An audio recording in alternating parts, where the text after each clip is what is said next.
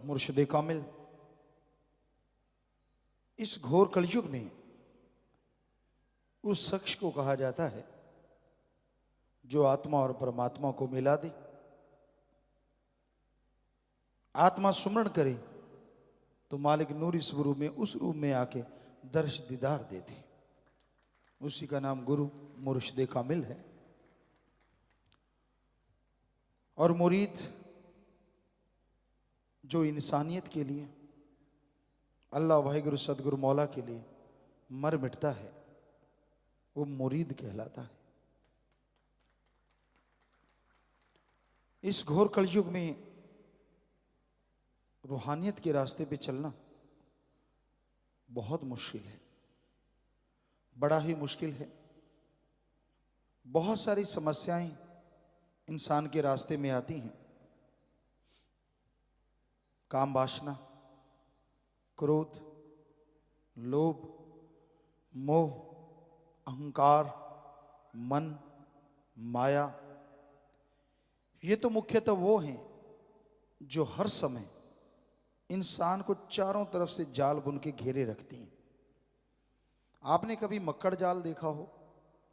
मकड़ी अपना जाल बुनती है, इस तरह से बुनती है कि छोटा सा कीट पतंगा भी अगर उसे टच करता है तो निकल नहीं पाता, उसी में फंस जाता है और मकड़ी आके उसे निगल जाती है। उसी तरह इस कलयुग में काल ने ये सातों का ऐसा चक्रव्यूह रचा है, क्या मजाल कि इंसान इससे निकल सके।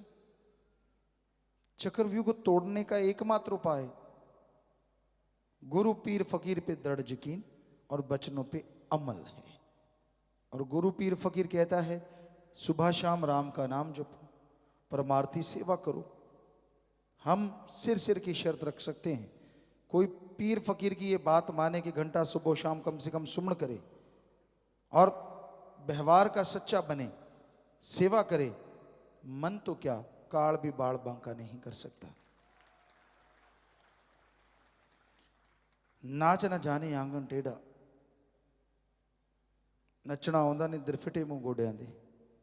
बचन नहीं मानता जब जीव, तो इस कलयुग में ये सातों निगलते देर नहीं लगाते। कभी काम वासना हावी है, इंसान को निगल जाती है, आत्मा बेचारी चुप रहती है और इंसान बहक जाता है।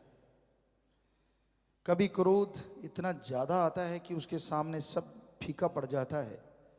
कभी आपको गुस्सा आया हो बहुत ज्यादा, तो आप शीशे के सामने खड़े हो जाना,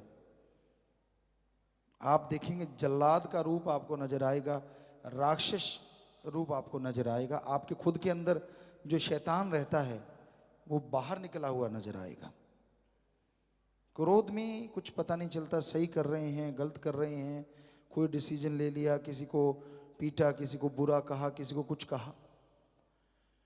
फिर है मोह ममता, हमने तो पक्का आजमा लिया। कोई कोई ऐसा होता है जो सदगुरु मौला अल्लाह वाहिगुरु राम का बन के रहता है, वरना मोह ममता में पड़ के लोग कौन सा गुरु और कौन सा भगवान और कैसा नाम और कैसी भक्ति पल में बुला देते हैं। कोई अच्छी बात नहीं लगती। जो गुरु पीर फकीर हमेशा के लिए अच्छा होता है, जब आदमी मोह ममता में पड़ जाता है वही पीर फकीर फीका लगने लग जाता है, वही भगवान भगवान नजर नहीं आता। तो ये है मोह ममता के तीर जो इंसान को छलनी कर देते हैं। कभी इंसान यकीन ही नहीं कर सकता कि उसका बच्चा उसको धोखा दे रहा है। उसको लगता है भगवान अल्लाह राम ही सब कुछ झूठ है, मैं और मेरा खून बिल्कुल सही है। इंसान को ये भी लगता है, वो कभी अपने बच्चों को कोई टीचर, कोई प्रिंसिपल, कोई वार्डन ये कह दे कि आपका बच्चा जी चोरी करता है, आपका बच्चा बुरा कर्म करता है, कभी नहीं मानेगा। नहीं, मेरा खून ऐसा नहीं हो सकता। और जितनी शय आप उसको देते जाएंगे, बड़ा होके वो भक्त नहीं शैतान ही बनेगा। फिर है लोभ लालच। लोभ है सर्व पाप का बाप। लोभ लालच आया नहीं, इंसान कुछ का कुछ बकते रहते हैं, कुछ का कुछ बोलते रहते हैं। लोभ लालच के लिए इंसान हर हद से गिर जाते हैं। और फिर है अहंकार। किसी को ऊंची जात का, किसी को ऊंचे धर्म का, किसी को जात मजहब का, किसी को अपने किसी गुण का, मैं पढ़ा हूं, मैं इंजीनियर हूं, मैं फलां, मैं फलां, मैं फलां, उसका। किसी को मन का सूक्ष्म अहंकार बताते नहीं, पर अंदर होता है कि मुझे सारा ज्ञान है, मुझे मत पढ़ाओ, मुझे सब आता है, मुझे सब मालूम है। सब मालूम हमने जब पढ़ते थे, आज भी कहते हैं, दुनिया का कोई भी क्षेत्र ऐसा नहीं होता जिसमें आदमी परिपूर्ण हो जाए। कोई म्यूजिक सीखता है, वो घमंड करे कि मुझे आता है, नहीं, गलत। इसमें बड़ी गहराइयां हैं। आदमी सीखता ही चला जाता है और सारी उम्र उस्ताद जो रहे दुनिया के, वो भी मानते रहे कि अभी भी मैं शिष्य हूं, उस्ताद तो लोग कहते हैं। सो कहने का मतलब, किसी भी चीज में परफेक्ट, यानी मैं सब जानता हूं, ये तो हो ही नहीं सकता। और रूहानियत में कोई ऐसे कहे तो बड़े बड़े संत, तुलसी जी कहते हैं, जो कोई कहे संत को चीना, तुलसी हाथ कान को दीना। मतलब ही नहीं है। तो अहंकार इंसान को मार देता है, बर्बादी का कारण है अहंकार। फिर है जी माया। माया के दो रूप, लोभ से जुड़ी हुई ये चीज, धन दौलत, जमीन जायदाद, हीरे मोती, रुपया पैसा, कितना कुछ होता है इसके पीछे। भाई भाई को खत्म करता है, बाप बेटे में मारामारी हो जाती है, बेटी बेटों में या बेटी बाप में मारामारी होती है, भाई बहन में मारामारी होती है। कारण माया रानी। भूल जाते हैं वो सब रक्षाबंधन, भूल जाते हैं वो सब खून के रिश्ते। एक ही थाली में खाने वाले दो भाई बहन, भाई भाई, एक ही मां के गर्भ से पैदा होने वाले, एक ही रगों में दौड़ने वाला खून, एक ही बाप के साए तले पले बड़े हुए। लेकिन जैसे माया रानी अपना खेल दिखाती है, तो एक दूसरे के लिए जो जान बारते थे, एक दूसरे की जान के प्यासे हो जाते हैं। और दूसरा माया का सूक्ष्म पर्दा, दुनिया में जो झूठ है उसको सच दिखाना और सच को झूठ दिखाना। संत पीर फकीर कभी झूठ बोलते ही नहीं, उनका मकसद लोगों को सच के राह पे लेके जाना, मालिक की भक्ति इबादत का रास्ता बताना।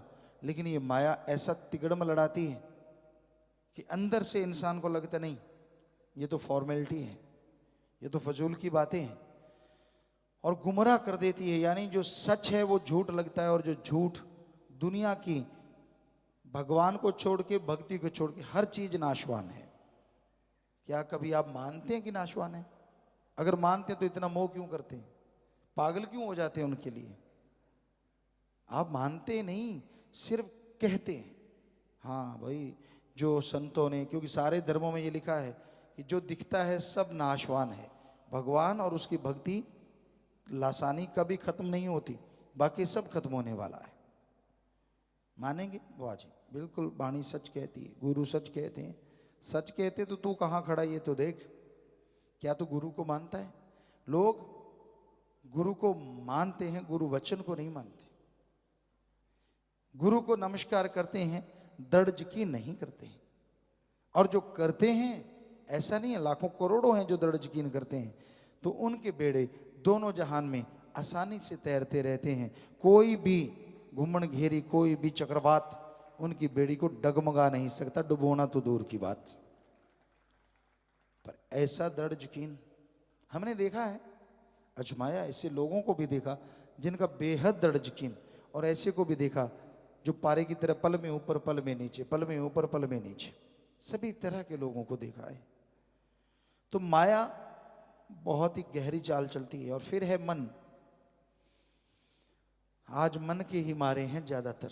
आज दिमाग को अगर माइंड को मन कहा जाए तो गलत भी नहीं है, क्योंकि माइंड में आत्मा के विचार तो नाम मात्र रह जाते हैं।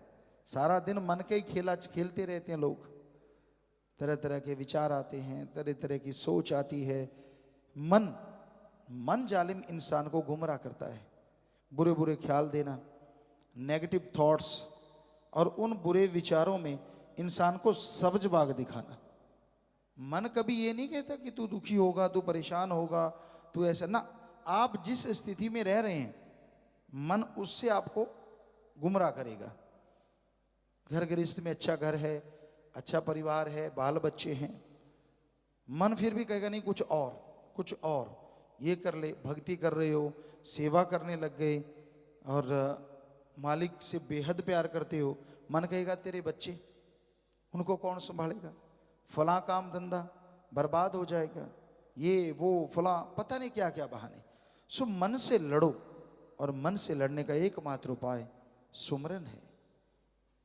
ये पलक पलक मन, और एक पलक झपकी आप कुछ और सोच रहे थे, अगली पलक झपकी जो कुछ सेकंड में झपकी जाती है नेचुरली, हर इंसान पलक झपकता है, तो वो पलक झपकने का जो टाइम है कुछ सेकंड, उसमें ही आप कुछ और सोच रहे होते हैं, और मन ऐसी हवा देता है, अगली पलक झपकते कहीं से कहीं ले जाता है।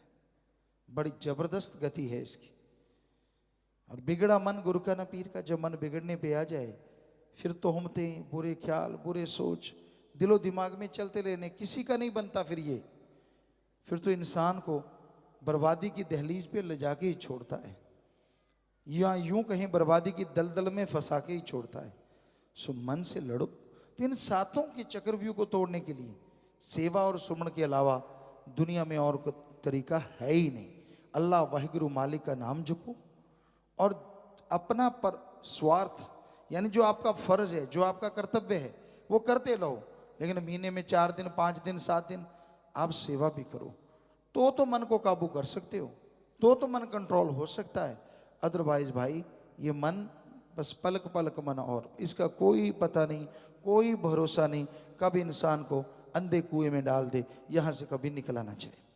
तो इन 7 काल के चक्रव्यूह से बचने के लिए या बचाने के लिए संत पीर फकीर आते हैं, सत्संग लगाते हैं, सुनते हैं, अमल करते हैं।